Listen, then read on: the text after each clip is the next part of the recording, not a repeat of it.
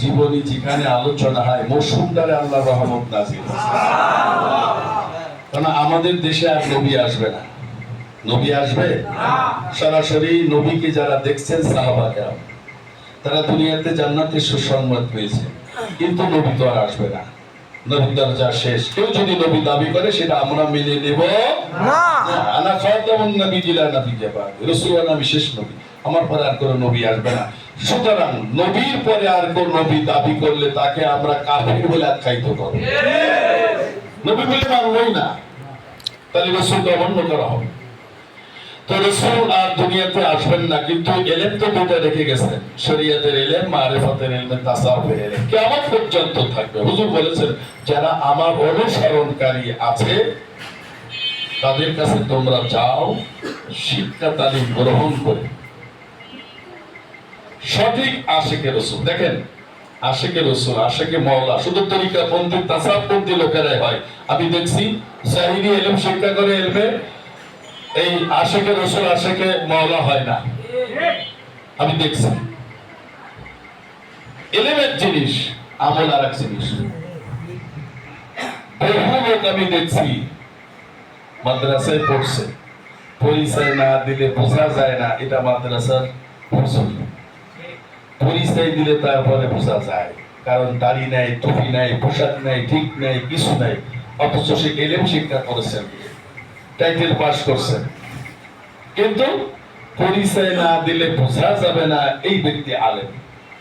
আর ইলমে তাসাউফ পন্থী লোকদেরকে ইলমের দরকার নাই, সাধারণ একটা মানুষকে দেখলেই মনে হবে এটা নবীর একজন উম্মত। আশরাফ আলী থানভী কিতাবে লিখছে আল্লাহওয়ালা মানুষ দেখতে চাও,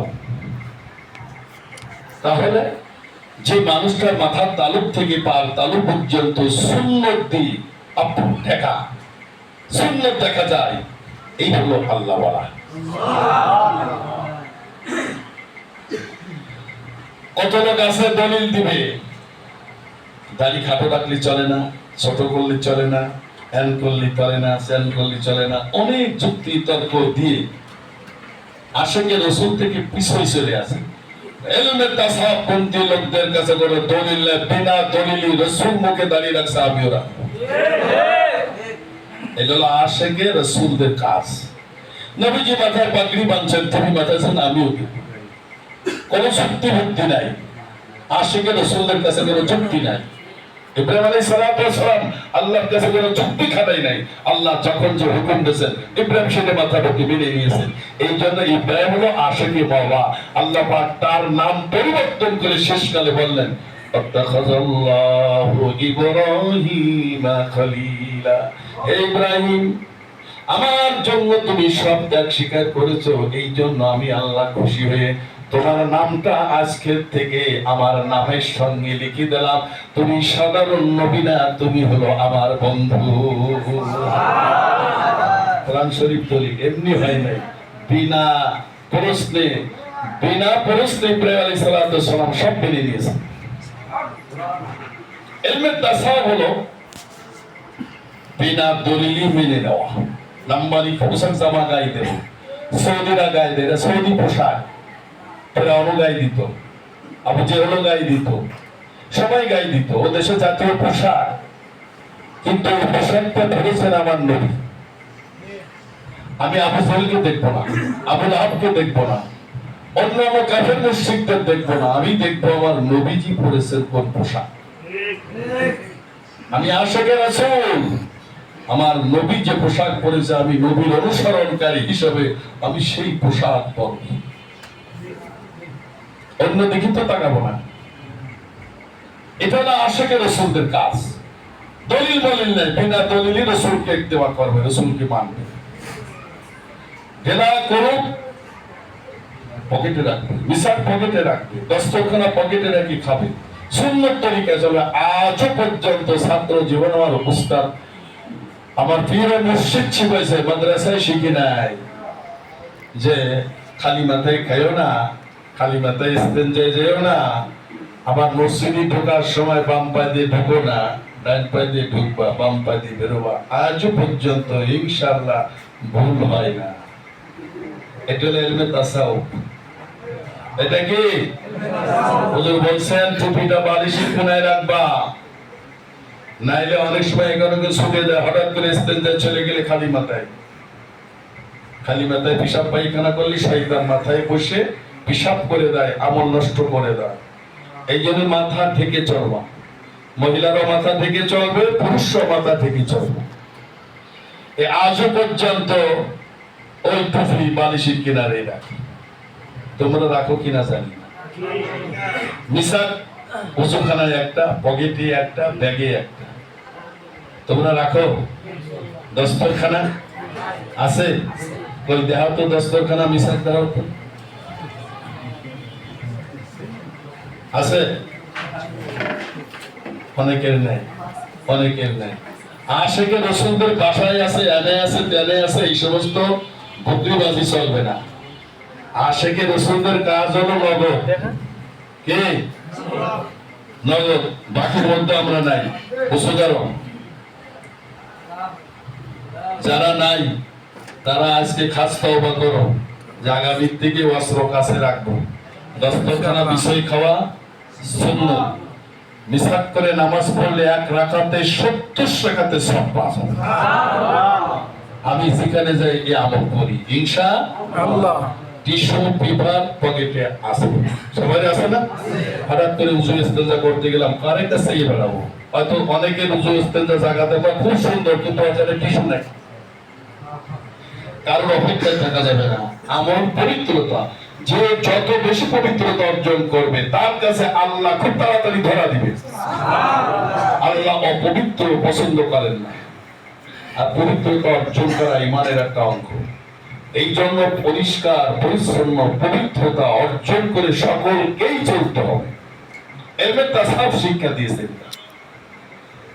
এই জন্য অনেক কথা আমি আজকে অনেকে আসে নাই, সেই বড় বড় লোকজন আর কই সরাসরি সাথে ওরা কই, অনেকে আসে নাই। আজকে তো মাসের শেষ, তারপরেও মাসে একদিন আমরা এই মাহফিলে আসি, এটা গুরুত্ব দিতে হবে। বেঁচে থাকলে দোকান করবো, দোকান খুলবো, মরে গেলে এই মাহফিলটাই কাজে লাগবে। এই মাহফিলটা যদি কেউ আসে, এটা আমার কথা না, তাসাউফপন্থীদের কথা এবং আল্লাহর নবীর কথা।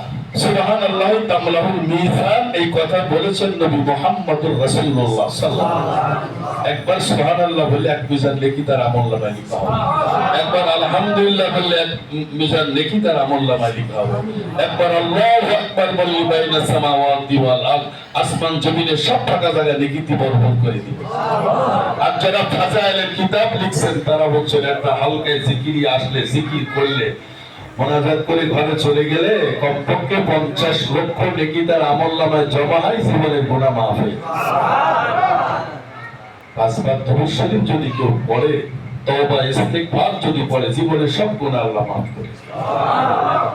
3 বার দরুদ শরীফ, 3 বার তওবা ইস্তিগফার যদি কোনো ব্যক্তি সকাল সন্ধ্যা আমল করতে পারে, দিন এবং রাতের ভিতরে মারা গেলে শহীদের দরজা এবং সমুদ্রের ফেনার সমকক্ষ গুনাহ যদি তার আমলনামায় থাকে, এই দুইটা নামের বরকতে আল্লাহ সব মাফ করে দিবেন। আমি করি, জানি না, বহু বছর আগের থেকে করি। ফজরের নামাজ পড়ে তাসবিহ তাহলিল পাঠ করি, এরপরে দরুদ শরীফ 3 বার, তওবা ইস্তিগফার 3 বার। প্রতিনিয়ত নামাজের পরে আমি পড়ি, তোমাদের শিক্ষা তালিম দিয়েছি, তোমরা পড়বা, ভুলে গেলে চলবে না। আয়াতুল কুরসির দোয়া যদি একবার কেউ পড়ে ফরজ নামাজের পরে, একবার পড়লে আল্লাহ পাক তার জন্য একটা নিয়ামত দান করেছেন। কিতাবের ভিতরে লিখছেন তার জন্য বেহেশত অপেক্ষা করবে মৃত্যু পর্যন্ত। সুবহানাল্লাহ। আপনার মৃত্যুর সঙ্গে সঙ্গে আল্লাহ তাকে জান্নাত দান করবে, আমলের বিনিময়ে জান্নাত। এলমে তাসাউফ হলো আমলের মধ্যে সীমাবদ্ধ, শুধু শোনার মধ্যে না, পড়ার মধ্যে না, এটা সীমাবদ্ধ হলো আমলের মাধ্যমে। ইন্টারভিউ হবে আমলের মাধ্যমে।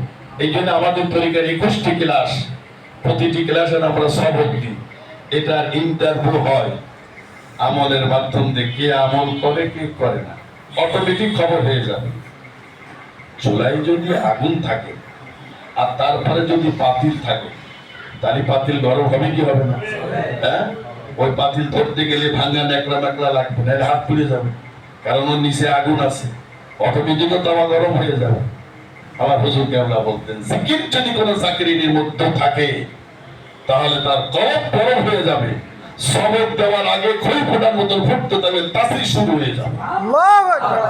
কিন্তু আমরা তো জিকির ঠিক মতো করি না। এই জন্য কোরআন শরীফে একটা আয়াত তেলাওয়াত করেছি, যুকুরুল্লাহ যিকরান কাসীরা, তোমরা বেশি বেশি পরিমাণ আল্লাহর জিকির করো। দুনিয়া জগতের সব বেসিক ইবাদত হলো আল্লাহর জিকির। আল্লাহর জিকির দিয়ে যা করা যায় অন্য ইবাদত দিয়ে এত দ্রুততা করা যায় না, যার কারণে সমস্ত নবীরা পর্যন্ত এই জিকিরের পাগল ছিল। লা ইলাহা ইল্লাল্লাহ। যত ওলি আব্দুল গাউস কুতুব পীর বাইগুম্মা যাদের নাম ইতিহাসে আছে, তাসকিরাতুল আউলিয়া ভিতরে আছে, যাদেরকে আমরা জানি শুনি, সমস্ত বুজুর্গদের দিনের জীবনী পড়ে দেখেন, তাদের বেসিক ইবাদত ছিল লা ইলাহা ইল্লাল্লাহ। এর মধ্যে শরিয়াত, এর মধ্যে তরিকাত, এর মধ্যে হাকিকাত, এর মধ্যেই মারিফাত সব লুকাই রয়েছে। এই জন্য জিকির কোন অবস্থাতে ছেড়ে দেওয়া যাবে। হাঁটতে চলতে ফিরতে উঁচু ছাড়া আন্দাজে অনুমানে পাক না থাকে, দাঁড়ায় বসে শুয়ে সর্ব অবস্থায় এই জিকির করতে হবে। জিকির কামাই দেওয়া যাবে না। বুঝতে একটু কষ্ট হচ্ছে।